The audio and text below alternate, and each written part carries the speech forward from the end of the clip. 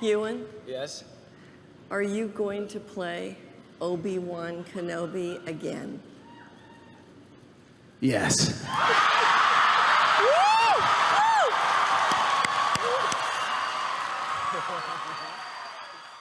In 2019, the identity of Star Wars as a brand went through a pretty dramatic shift.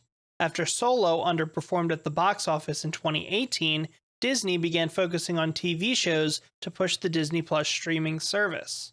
The first of these projects was obviously The Mandalorian, which came out in November 2019, before The Rise of Skywalker in December. But I missed this. I skipped The Mandalorian. I didn't immediately connect with the first episode and decided that if I was going to watch it, I would wait until all of the episodes were out. Then I saw The Rise of Skywalker, and I hated it. I hated it so much that I was put off Star Wars for years. I needed something I loved in Star Wars to bring me back. I got that with Obi-Wan Kenobi. He is my favorite Star Wars character, so I jumped back in. I rewatched all of the movies in anticipation. I was excited that I found that love of Star Wars again in the process, but man was I let down again in the end by Obi-Wan Kenobi. So I start doing my research, catching up on the whole Disney Plus era of Star Wars, looking to find where the disconnect was. I find this interview with Stuart Beattie, who originally was working on a trilogy of Obi-Wan movies before that shift in focus to the TV shows. I found one idea particularly fascinating. It sparked that bit of curiosity that drew me back to Star Wars in the first place. In that version, Obi-Wan would have a Force vision and fight a dark-side Luke Skywalker, an obvious callback to the Dagobah cave scene in The Empire Strikes Back. I had just rewatched Empire, it was reaffirmed as my favorite Star Wars film, and I realized it was exactly what I wanted from an Obi-Wan story, a dark and moody middle chapter that is primarily character-driven. Of course, this was back in 2016, so I was hesitant to draw a direct line from that script to what we got in the final project, even if Beattie has writing credits on the show. Who knows what reasons there are for changes in direction over that many years and a change in form, but there's also this direct quote from Kathleen Kennedy in March of 2022, saying that they worked to make the show lighter in tone. In an interview with Entertainment Weekly, she said, "We're looking, ultimately, to make a hopeful, uplifting story. It's tricky when you're starting with a character in the state that Obi-Wan would be in coming off of Revenge of the Sith. That's a pretty bleak period of time. You can't just wave the magic wand with any writer and arrive at a story that necessarily reflects what you want to feel. But at least in my head, that darkness was the path to the most interesting version of this show. How can you engage with the character at this point in his life without engaging with that dark moment? In a way, I think Beattie was on the right track looking at The Empire Strikes Back, even if that idea is a bit too on the nose for my taste. That made me think, why is Disney unwilling or unable to draw from what is widely considered the best movie in the franchise, when their entire model for Star Wars thus far is about looking to the past?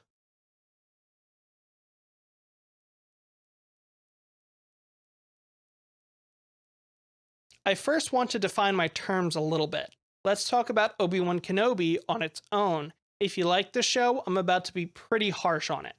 The purpose isn't to be nitpicky or bash something that a lot of people did seem to enjoy genuinely. I just want to establish the issues I see. Then we can go back to The Empire Strikes Back, and it will be clearer what problems I am trying to fix. Starting with the things I like. I like the character of Reva and thought Moses Ingram put in a great performance. Take this scene from the first episode, where we first see her play people against each other, which is what her whole plan throughout the show ends up being, and this great transition from nonchalant intimidation. You protect your family. I like that, man. It's important. To performative rage trying to get a reaction out of the crowd. You think you could protect them from me?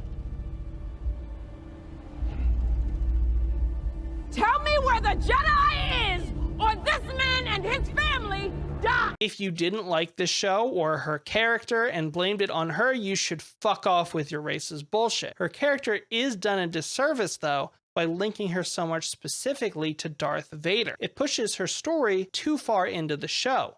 A lot of her early scenes suffer because they are padding for time. We don't get the context we need until the penultimate episode. The desire for mystery and to keep people coming back next week undercuts a character with real potential. The other thing I loved was one moment from the second episode where Obi-Wan learns that Anakin is still alive. Ewan McGregor really sells it too. He's alive, Obi-Wan.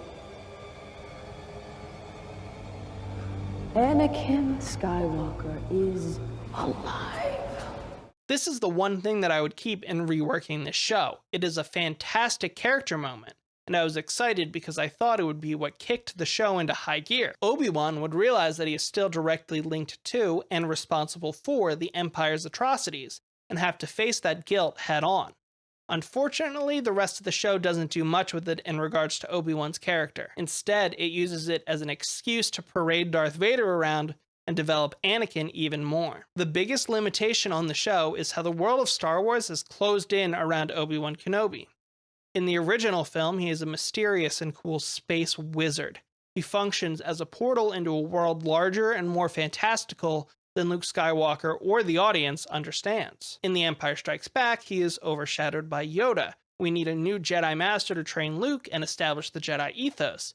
But with that, the concept of a Jedi changes and solidifies, and therefore, so does Obi-Wan Kenobi. By the end of the prequels, Obi-Wan has inadvertently trained a genocidal fascist. In a way, Star Wars has always been about this. How characters transition from human to legend and back again. It's the fundamental concept of the end of Return of the Jedi and the prequel trilogy with Darth Vader. But Star Wars has also always struggled with it.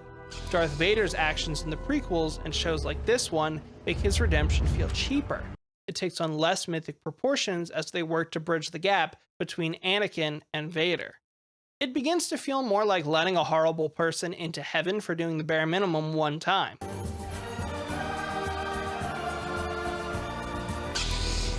We struggle even more with this when it comes to the good guys. When you humanize a bad guy, they become sympathetic and tragic.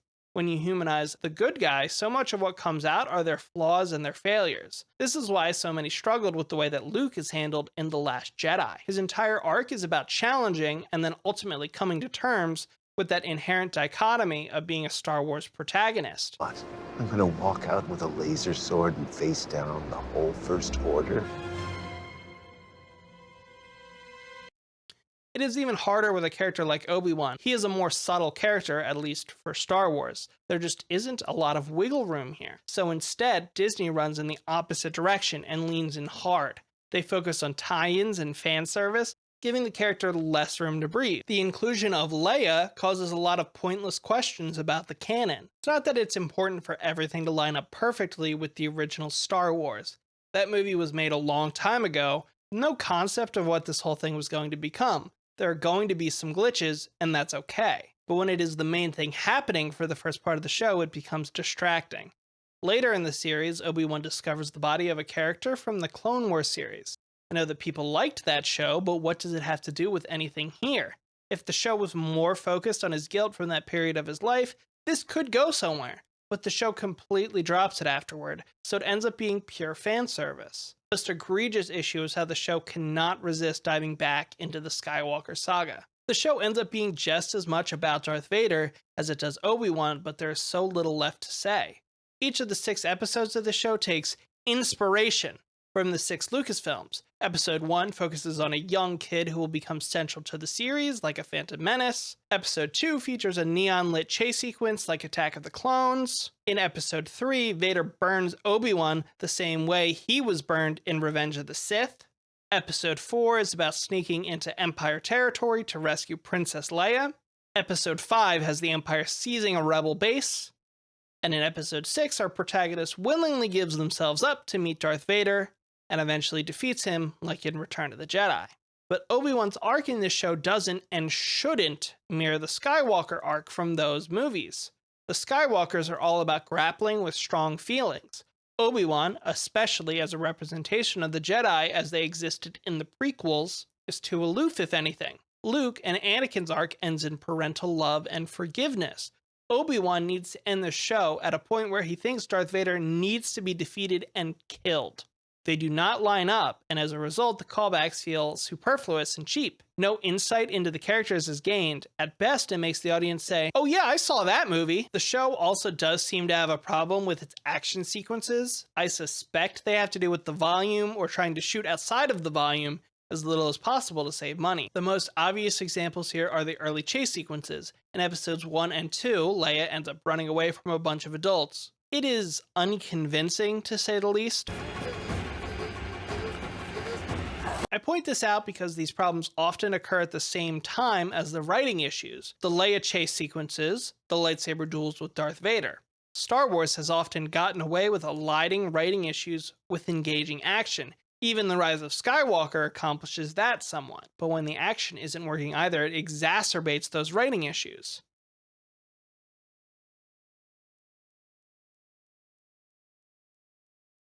Okay, so with at least some of the problems with Obi-Wan Kenobi established, let's look at why I think The Empire Strikes Back is a great movie to pull from to try to address those problems. First of all, The Empire Strikes Back is direct evidence that basic things they seemed afraid to do in this show can work in a Star Wars story. It is evidence that Star Wars can take on a darker and more moody tone. Nothing is going to break if it makes sense narratively, even if it is in stark contrast to what came before. Like our characters who oscillate from mythological to humanistic and back again, Star Wars itself can shift from silly and adventurous to serious and back again. Beyond that, however, my claim that Disney is unwilling to take inspiration from The Empire Strikes Back may seem absurd. They pull from it all the time. J.J. Abrams was riffing on the parentage twist in The Rise of Skywalker. Disney made a whole TV series based on a beloved character from the film with Boba Fett. And some of the visual iconographies are riffed on all the time, like those Vader stares out a window shots. But the problem is that they are avoiding the subtext and meaning in Empire that makes those things they riff on so great. Let's start small with those Vader window shots. We see them here in Obi-Wan Kenobi and in Rogue One. They aren't horrible or anything, besides some bland lighting and composition, they work. They portray the loneliness of the character that they are going for. It feels comfortable, it feels like Star Wars. But in comparison, the Empire version is doing so much more. It ties directly into the themes of the story. I've seen people complain that they thought his head was floating in space because he blends in so much. But that is the point. Darth Vader is as empty and as cold as space. He's not just a sad dude in a big black costume. He's the embodiment of the oppressive nature of the state of the universe for our heroes. Vader's helmet is reflective because he functions as a mirror for Luke Skywalker. We can only understand Vader's place in the shot through the bright white light shining on him. And that looks forward to the way that Luke is able to save him in Return of the Jedi. I've got to save you.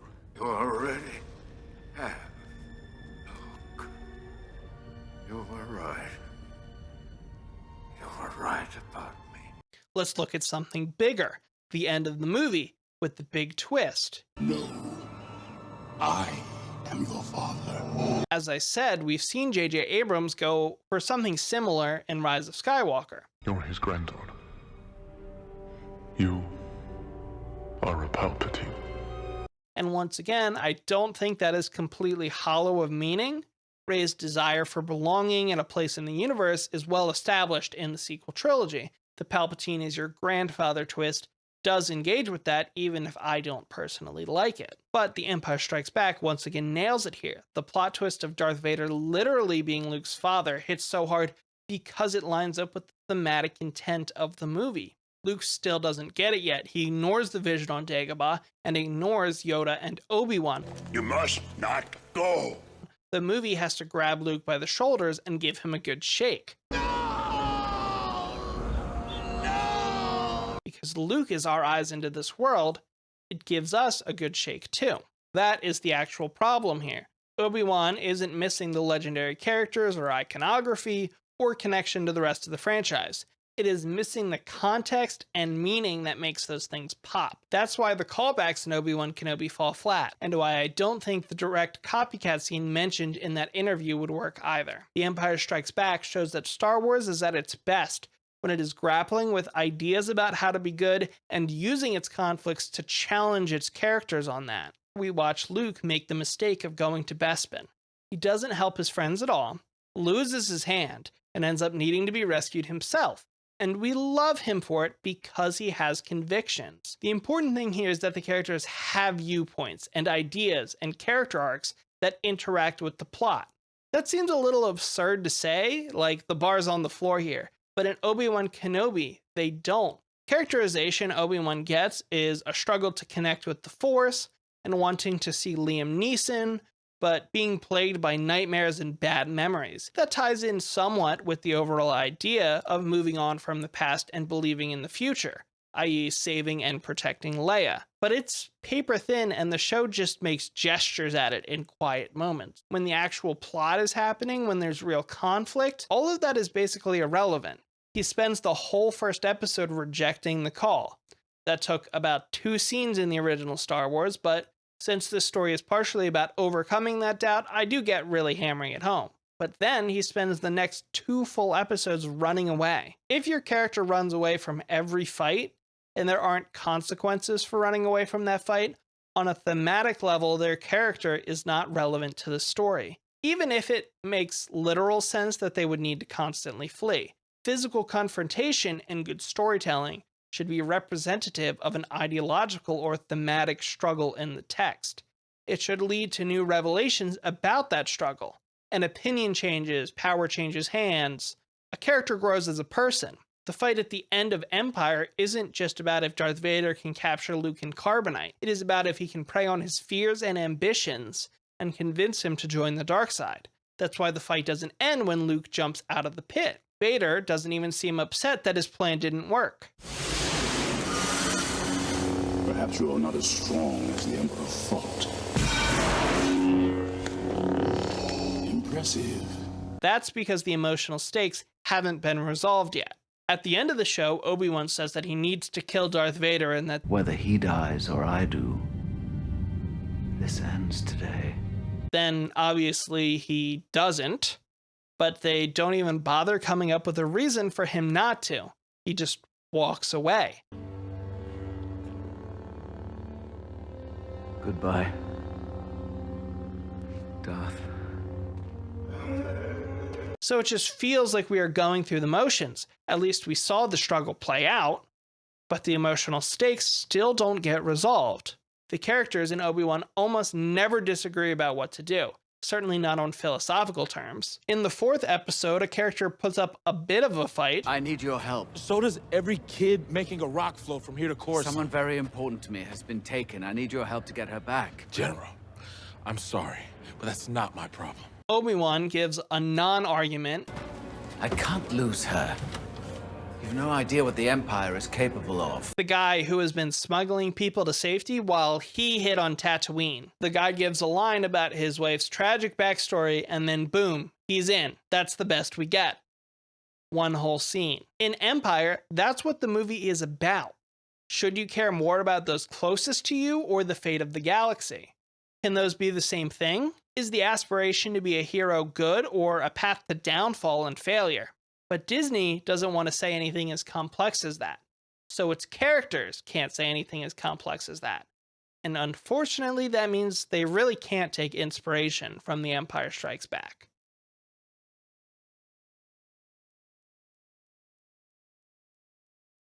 After The Rise of Skywalker, I completely wrote off Star Wars. I couldn't resist coming back with Obi-Wan Kenobi. Like I said, he is my favorite character in Star Wars. I grew up in the prequel era, and I distinctly remember reading about Obi-Wan's fighting style. I think it was in the Revenge of the Sith tie-in video game, about how he focused on defense primarily. I think now it is known as Form 3 of lightsaber fighting, and Obi-Wan is the master of it, so that's why he always does that cool pose.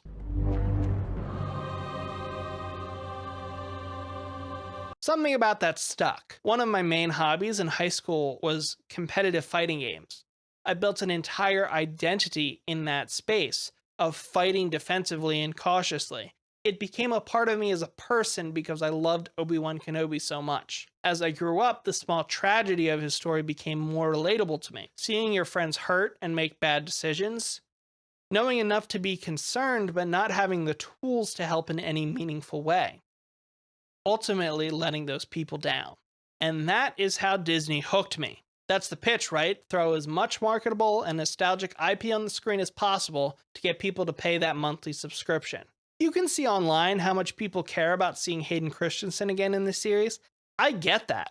But for me, so much of the appeal of that nostalgia is lost when the character is used in such a meaningless way. There's only so much eating itself Star Wars can do before it has to put something new on the table. And I'm not saying that Disney Star Wars won't continue to be inspirational and formative for kids and people. Those kids love Rey. Hell, I love Rey. But this Disney Plus model is not going to cut it. I don't think I'll be back for season 2 unless Obi-Wan Kenobi, both the character and the show, have something to say.